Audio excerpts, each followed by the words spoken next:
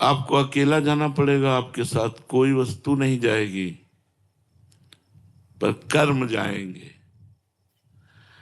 वर्णन करते हैं कि कर्म का फल इतना अधिक मिलता है, जैसे यहां 1 मन गेहूं खेत में फेंका जाए तो 40 मन गेहूं होता है। ऐसे ये खेत है कर्म भूमि। यदि आप पाप कर्म करेंगे थोड़ा, तो आपको बहुत मिलेगा। यदि आप पुण्य कर्म करेंगे तो वो भी आपको बहुत करके मिलेगा।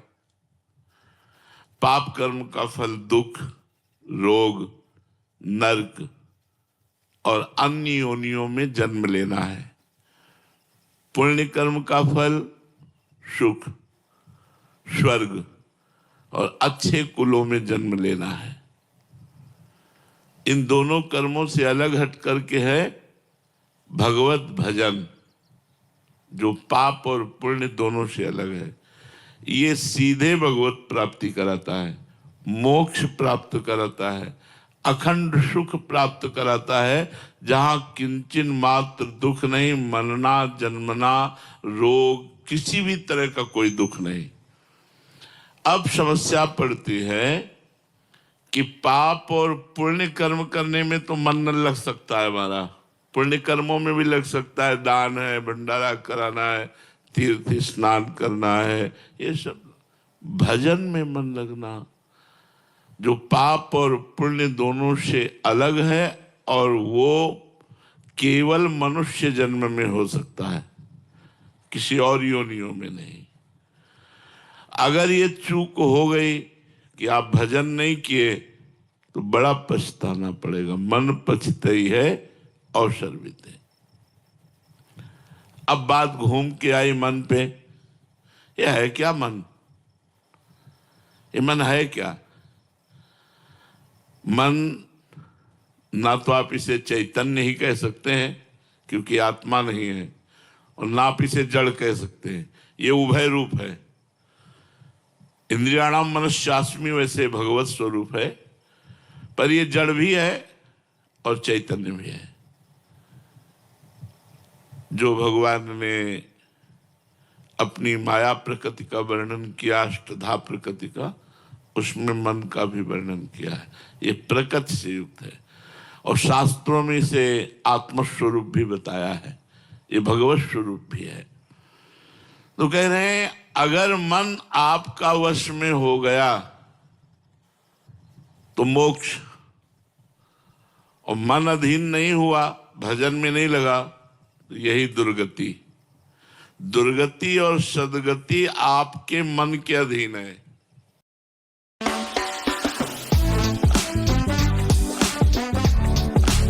के मन के अधीन है। तो कहते हैं क्यों मन को वश में करें? जो आता है मन में वही करें, आनंद ले, जैसा लोग कहते हैं। तो कहते हैं इससे तुम दुखों में फंस जाओगे। जितनी जेल भरी है वहां सबसे पूछो तो मन ने ही जेल पहुंचाया है। जितनी गलत बात, बेइज्जती, अपमान होता है, मन ने ही। मन को छूट नहीं देना। अगर हमने मन को छूट देकर मनमानी आचरण किए तो दुर्गति पक्की। तो बोले इसका मतलब हुआ मन को वश में करना पड़ेगा ही। बोले जी, तो इस मन को वश में करने का उपाय क्या है? क्या उपाय है मन को वश में करने का? यही बात अर्जुन जी ने भगवान से पूछा था। तो भगवान ने कहा अभ्यास और वैराग्य। अभ्यासेन और वैराग्यन, ये दो बात कही थी। अभ्यास तो राधा राधा राधा राधा राधा राधा, और वैराग्य गलत आचरणों से अपने आप को संपूर्ण रूप से बचाने की चेष्टा करना। ना बच पाने पर रोना और दुखी होना, प्रभु से प्रार्थना करना। जब हम नहीं बच पा रहे तो प्रभु से प्रार्थना करें, रोएं वही रोक सकते हैं।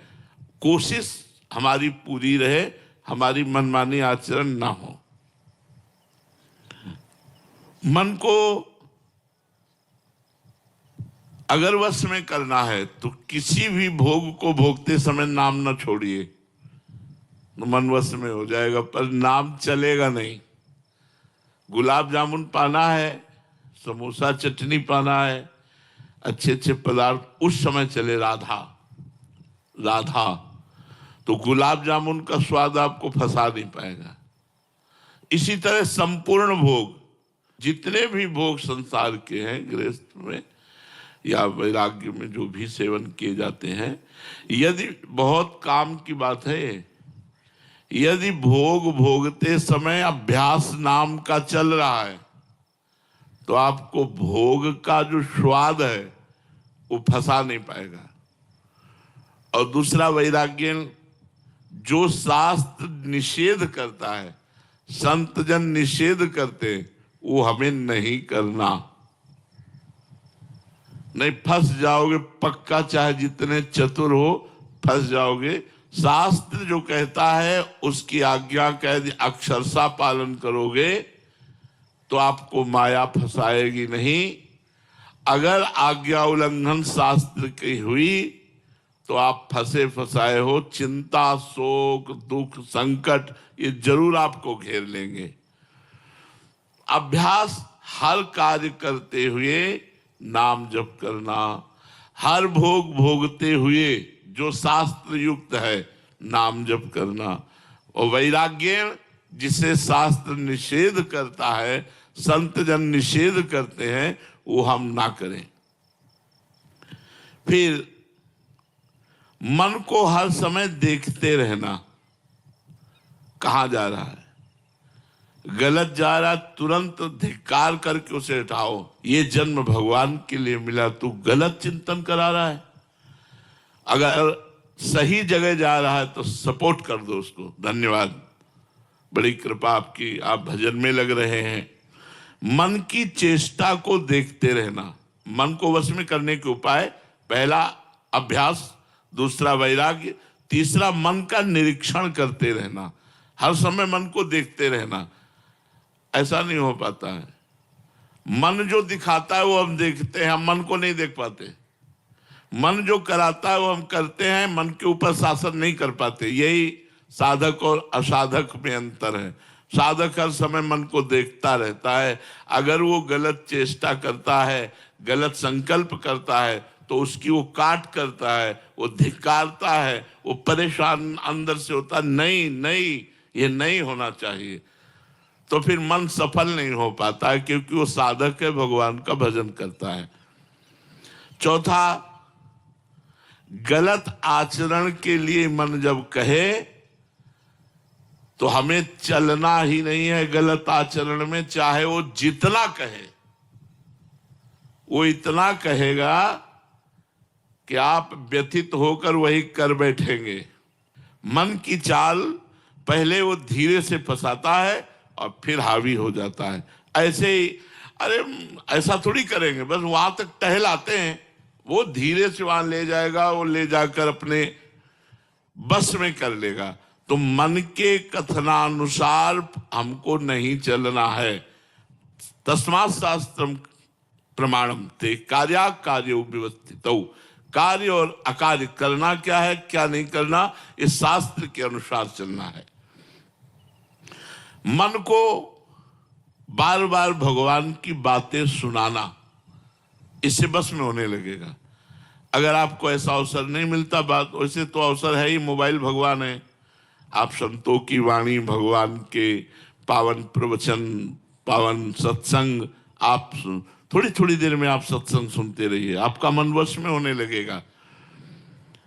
और नाम को देखना, जैसे हम राधा जप रहे हैं तो राधा नाम देख करके राधा राधा, इससे मन बहुत जल्दी वश में होता है, पर लगता नहीं। अगर लग जाए तो बेड़ा पार हो जाए। मन को श्वास पे एकाग्र करना, जैसे अब हम नाम जप कर रहे हैं तो 5 नाम जप किए, ये गिनवाए मन से कि 5 नाम जप किए।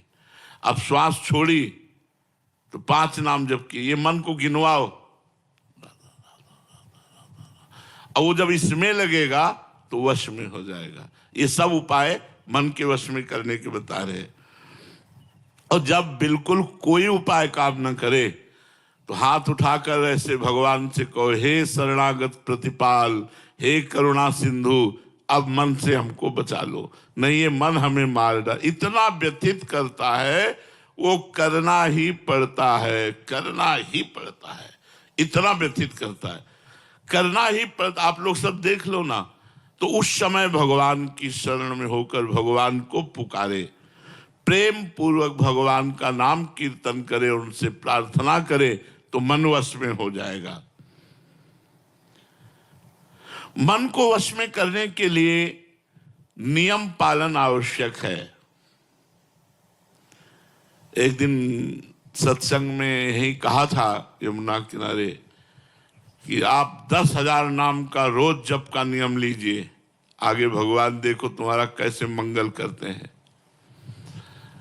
हाथ, हमने कहा था हाथ उठाइए, लगभग सबने उठाया था, लेकिन कितने लोग 10,000 नाम जप उनमें से करते होंगे?